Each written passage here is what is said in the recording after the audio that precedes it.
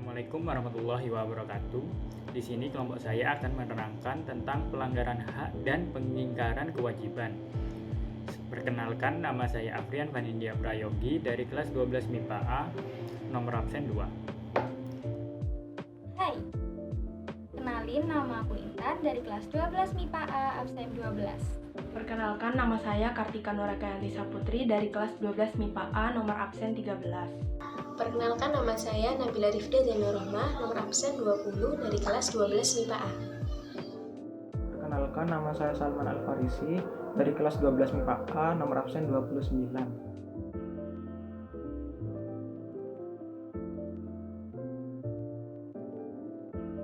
Hak warga negara adalah hak yang melekat pada diri setiap orang yang secara sah menjadi warga negara dari suatu negara.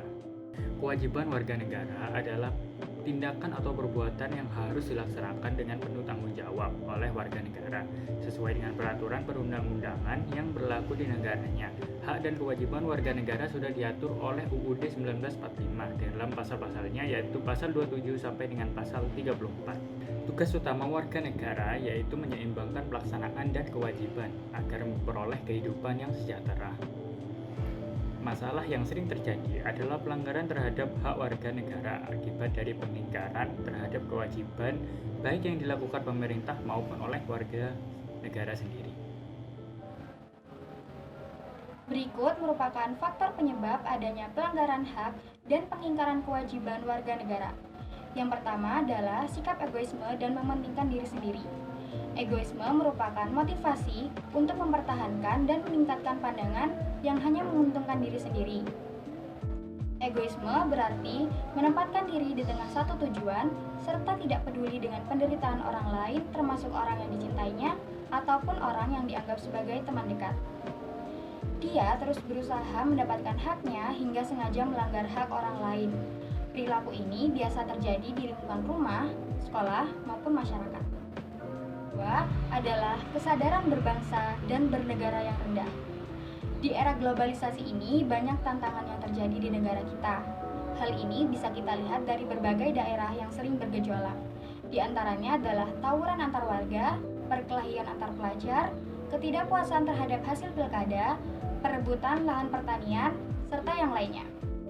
Kesadaran berbangsa dan bernegara mempunyai makna bahwa individu yang hidup dan terikat dalam kaidah serta naungan di bawah NKRI harus mempunyai sikap dan perilaku diri yang tumbuh dari kemampuan diri yang dilandasi keikhlasan atau kerelaan bertindak demi kebaikan bangsa dan negara Indonesia. Sikap tidak toleran. Sikap ini berarti suatu sikap yang tidak memperlihatkan adanya saling menghormati dan menghargai antar kelompok atau antar individu, baik itu dalam masyarakat atau dalam lingkup lain. Diskriminasi akan muncul ketika sikap toleransi tidak terjadi. Yang keempat adalah penyalahgunaan kekuasaan. Penyimpangan dalam jabatan adalah salah satu tindakan yang melanggar hukum. Penyalahgunaan kekuasaan juga dapat diartikan sebagai seseorang yang menggunakan kekuatan yang mereka miliki demi kepentingan dan keuntungan pribadi mereka. Yang kelima adalah penyalahgunaan teknologi. Kemajuan dalam dunia teknologi dapat menimbulkan dampak positif, namun juga dapat menimbulkan dampak negatif. Bahkan dapat memicu timbulnya kejahatan berupa peretasan dan penculikan melalui media sosial dan sebagainya. Pelanggaran hak warga negara yaitu ketika warga negara tidak dapat memperoleh haknya seperti yang telah ditetapkan oleh undang-undang. Contoh pertama yaitu penangkapan dan penahanan demi stabilitas keamanan tanpa berdasarkan hukum. Yang kedua yaitu penerapan budaya kekerasan untuk menindak warga negara yang dianggap ekstrim dan dinilai oleh pemerintah dapat mengganggu stabilitas keamanan yang akan membahayakan kelangsungan pembangunan. Yang ketiga yaitu pembungkaman kebebasan pers dengan cara pencabutan SIUPP, Surat Izin Usaha Penerbitan Pers, khususnya terhadap pers yang dinilai mengkritisi kebijakan pemerintah dengan alasan mengganggu stabilitas keamanan.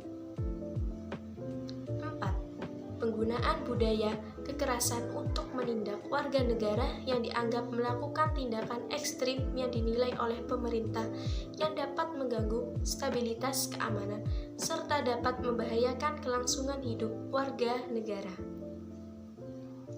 5. Pembatasan hak berserikat dan berkumpul serta menyatakan pendapat, karena dikhawatirkan akan menjadi oposan atau golongan oposisi terhadap pemerintah.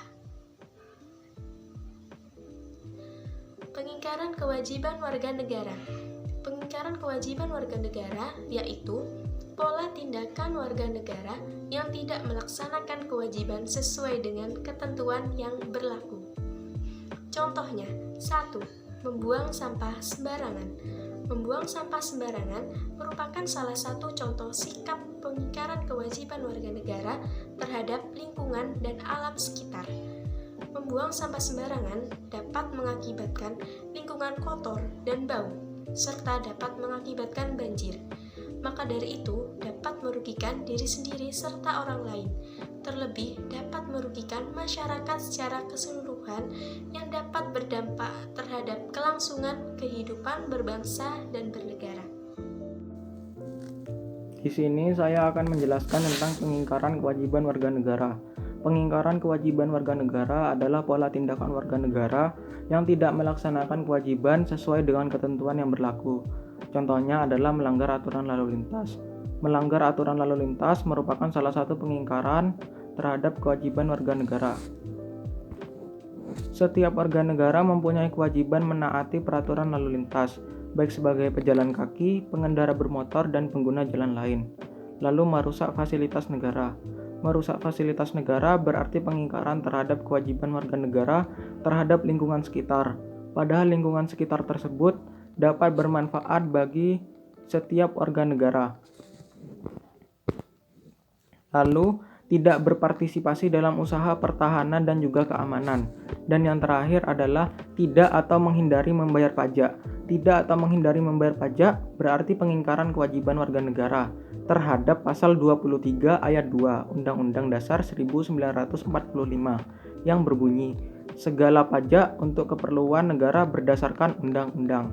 Pengingkaran terhadap pajak hampir dilakukan oleh seluruh warga negara, mulai dari pajak kendaraan, pajak bumi dan bangunan, pajak penghasilan, pajak penjualan, dan lain-lain.